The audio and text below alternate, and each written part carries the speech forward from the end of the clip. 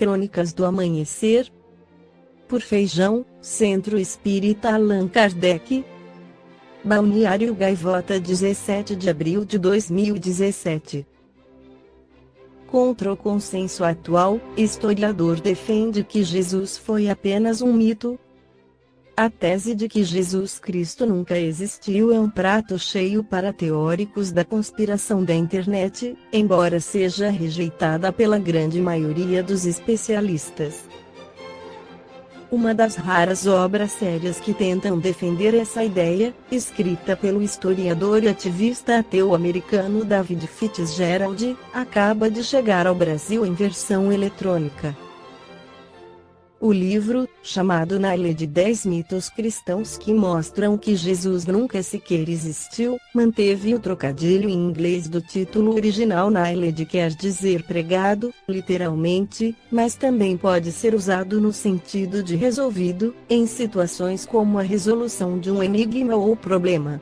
Ao montar a lista de 10 mitos, Fitzgerald, que foi protestante antes de abraçar o ateísmo, teve como alvo principalmente as afirmações sobre os textos do Novo Testamento feitas por cristãos mais conservadores. Seu primeiro passo é mostrar que, diferentemente do que afirmam os literalistas bíblicos, ou seja, aqueles que acreditam que todos os detalhes descritos na Bíblia são fatos históricos que ocorreram literalmente, há uma longa lista de contradições nos diferentes retratos de Jesus traçados pelos 4 evangelhos: Mateus, Marcos, Lucas e João. Isso significa que eles provavelmente não foram escritos por testemunhas oculares da vida de Cristo, mas incorporam a visão teológica de cada autor em passagens tão importantes quanto o nascimento do Nazareno, o batismo no Rio Jordão, a morte na cruz e a ressurreição. Até aí, poucos historiadores do cristianismo primitivo achariam os argumentos dele controversos. Ninguém defende, hoje em dia, que os chamados reis magos apareceram com presentes quando Jesus nasceu, ou que o rei Herodes de fato mandou matá-lo quando ainda era bebê. Reescrevendo Joseph Fitzgerald, porém, deixa de lado o consenso entre os especialistas modernos ao argumentar que nenhum historiador contemporâneo de Jesus obteve informações independentes sobre ele, e que as poucas menções a Cristo em textos não cristãos teriam sido forjadas ou, no máximo, derivadas dos próprios seguidores do cristianismo, o que colocaria sua confiabilidade em sérias dúvidas. O mais importante desses historiadores, o judeu Flávio Josefo, 37 d.C. - 100 d.C., deixou obras que, na versão que chegou até nós, citariam Jesus em 2 trechos. Um deles, mais extenso, realmente foi adulterado por copistas cristãos para dar a entender que Josefo via Jesus como Messias, mas a maioria dos historiadores afirma que, por trás da passagem alterada, é possível restaurar uma versão original que também falava de Cristo. Já Fitzgerald diz que essa passagem maior foi totalmente inventada, enquanto no trecho mais curto um personagem chamado Tiago teria recebido o apelido de irmão de Jesus, chamado Cristo por intervenção de copistas cristãos. Além do que vê como silêncio dos cronistas não cristãos, Fitzgerald enfatiza o silêncio do apóstolo Paulo, autor de diversas cartas a comunidades cristãs escritas entre os anos 40 e 60 do século I e preservadas no Novo Testamento.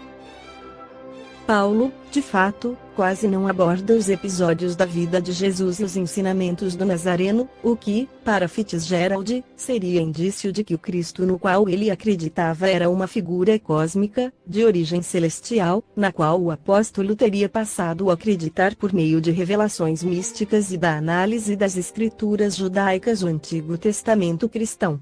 Não teria sido, portanto, um homem de carne e osso. Mas as cartas do próprio Paulo não dizem que Jesus era nascido de mulher e nascido da estirpe de Davi segundo a carne? Eu inverteria a sua pergunta porque Paulo precisa mencionar isso, afinal? Você só precisa dar esse tipo de detalhe se estiver falando de um semideus. Além do mais, nesses dois casos, ele usa a palavra grega gnômenos, que não quer dizer nascido, mas algo como feito. Em suas cartas, Paulo nunca usa essa palavra para se referir a um nascimento humano normal, diz Fitzgerald. O uso desse termo incomodou tanto os antigos cristãos que há manuscritos nos quais ele foi trocado pela palavra que normalmente significa nascido.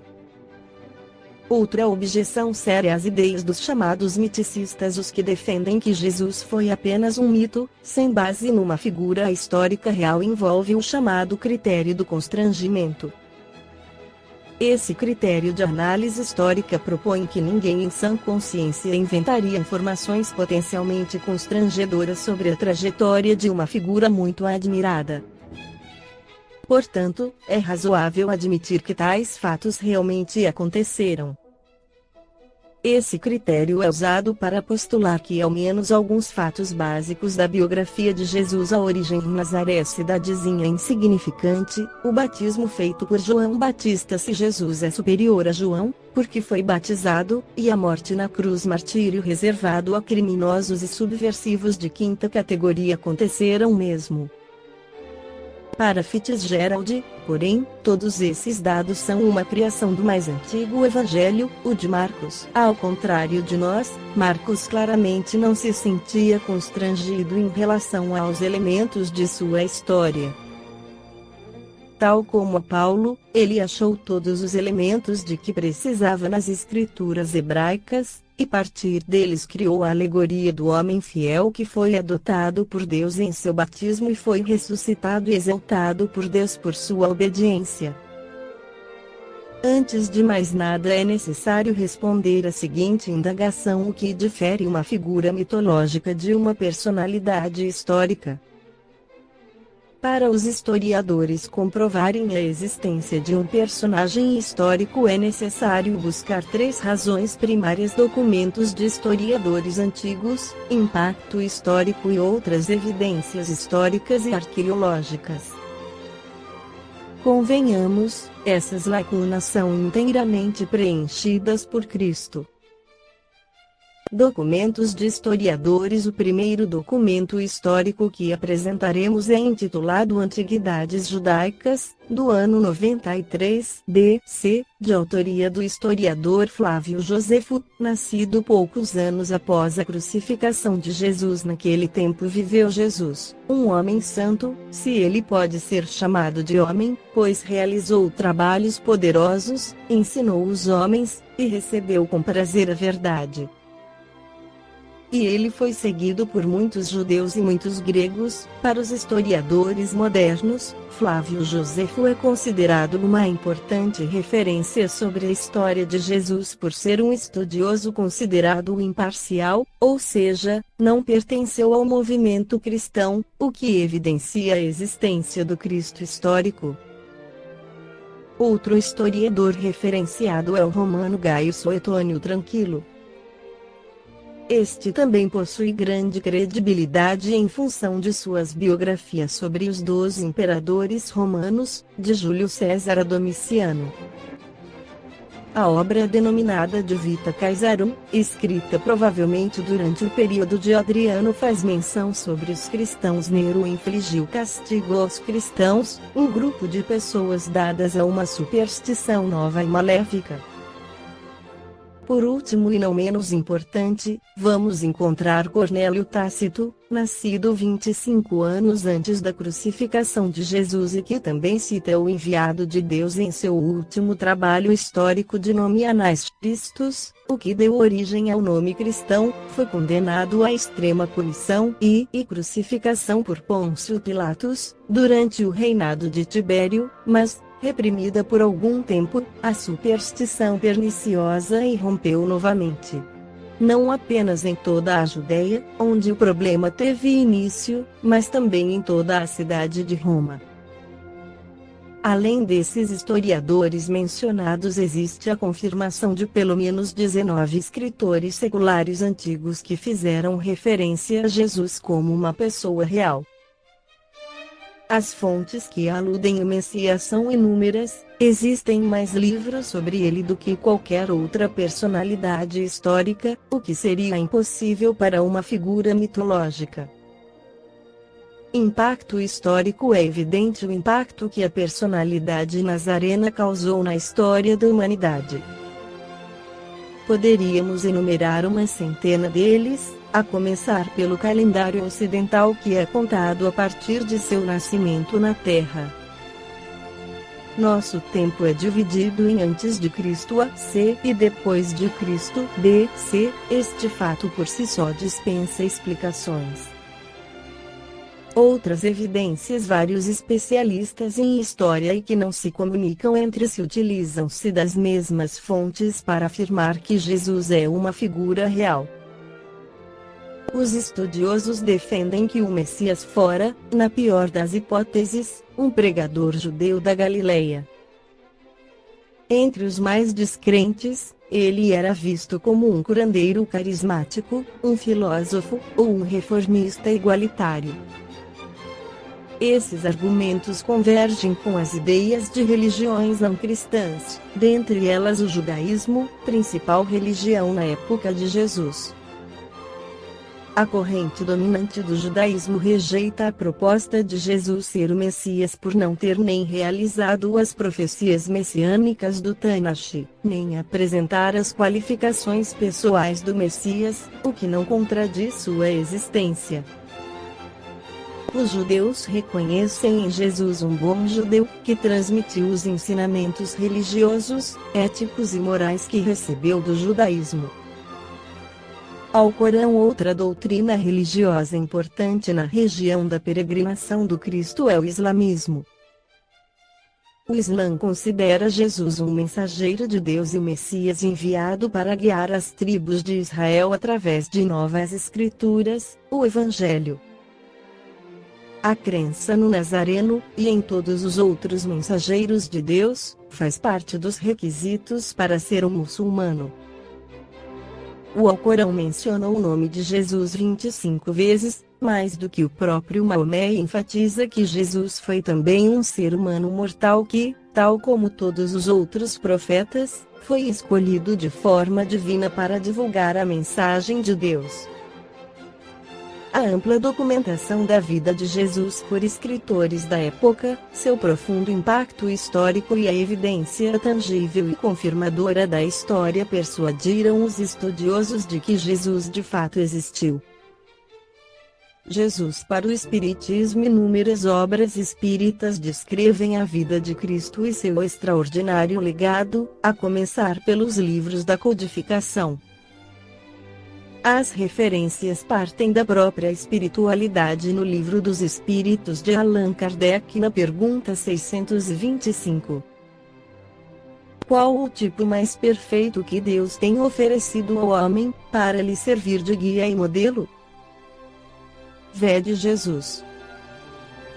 Para o homem, Jesus constitui o tipo da perfeição moral a que a humanidade pode aspirar na Terra. Deus nulo oferece como o mais perfeito modelo, e a doutrina que ensinou é a expressão mais pura da lei do Senhor, porque, sendo ele o mais puro de quantos têm aparecido na Terra, o Espírito Divino animava.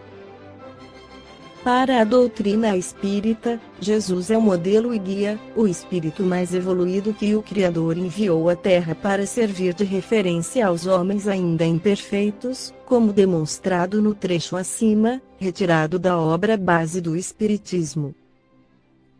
Outro opúsculo que destaca a existência de Jesus como figura histórica, surgiu através da psicografia do médium brasileiro Chico Xavier.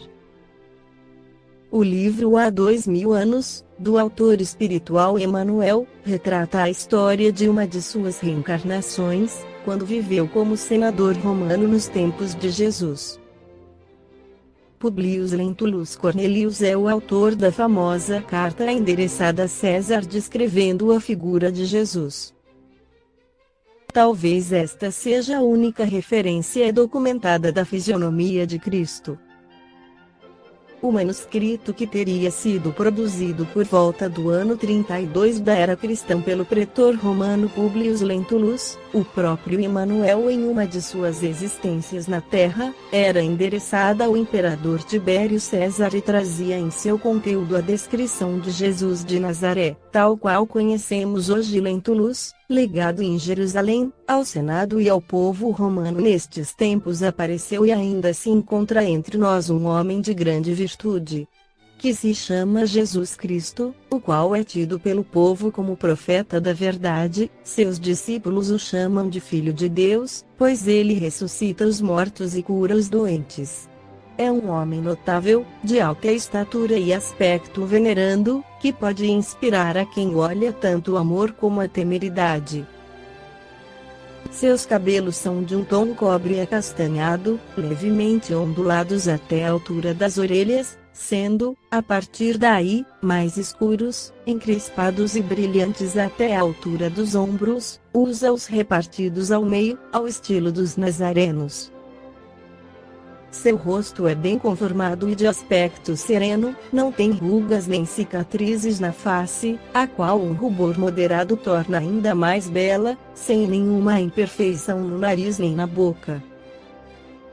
Tem a barba abundante e avermelhada, quase da cor dos cabelos, não longa, mas bifurcada na altura do queixo. Sua expressão é simples e natural, e seus olhos são azulados e brilhantes. Sua expressão, quando reprova, é severa, quando aconselha, se faz serena e amável, até mesmo quase alegre, mas sem perder a sua dignidade, já que ninguém jamais o viu rir, embora já o tenham visto chorar por vezes. Seu talhe corporal é esbelto, bonito de ver, com mãos e braços proporcionais, fala de modo grave e eloquente, mas é reservado e modesto. Seu modo simples de ser pode ser comparado ao dos demais homens. Passai bem. Emanuel ainda oferece ao mundo mais um livro rico em detalhes históricos a respeito de Jesus. Paulo e Estevão é uma narrativa da vida de Saulo de Tarso, um juiz do Sinédrio que perseguia e condenava os cristãos e que, após uma visão de Jesus às portas da cidade de Damasco, converteu-se à doutrina do Cristo, mudando o nome para Paulo de Tarso, e se tornou um dos maiores apóstolos do cristianismo. Paulo, após a sua conversão, desenvolveu um trabalho extraordinário, levando a palavra de Jesus para as comunidades que ainda não conheciam o Mestre. Fundou igrejas e escreveu suas famosas epístolas. Alguns historiadores defendem que suas cartas foram os primeiros registros elaborados referenciando a vida do carpinteiro de Nazaré. O convertido de Damasco não conheceu Jesus pessoalmente, mas se tornou muito próximo de Simão Pedro e outros apóstolos que forneceram anotações e dados importantes sobre ele. Pelo menos 6 das 13 epístolas atribuídas a Paulo tiveram sua autenticidade comprovada pelos historiadores, o que remete à veracidade de um Jesus histórico. Para o Espiritismo não há dúvidas de que Jesus foi uma personalidade real, que passou pela Terra para demonstrar, com seus exemplos, o caminho para o progresso moral. As opiniões contrárias constituem as diferenças da individualidade de cada espírito. Cedo ou tarde os incrédulos reconhecerão sua importância, como Emanuel reconheceu no livro Há 2000 anos pela psicografia de Francisco Cândido Xavier. Encontras, hoje, um ponto de referência para a regeneração de toda a tua vida. Está, porém, no teu querer o aproveitá-lo agora, ou daqui a alguns milênios. Esta foi a crônica do amanhecer de 17 de abril, por Feijão.